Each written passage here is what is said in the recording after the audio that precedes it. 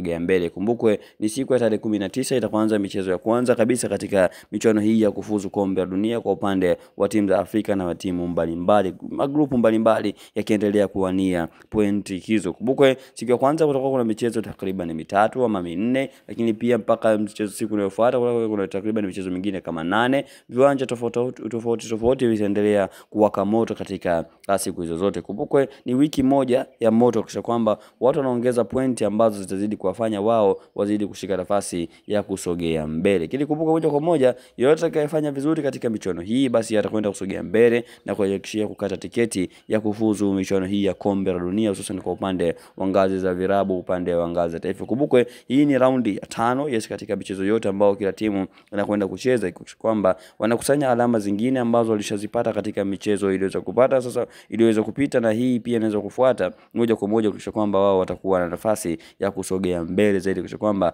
wanapata matokeo mazuri. Kumbuka moja kwa moja kila timu inataka matokeo ya ushindi tu. Baada ya michezo hii itabakia michezo kadhaa tu. Michuano hiyo kumbukwe mwakani 2026 michuano ya kombe la dunia itaendelea.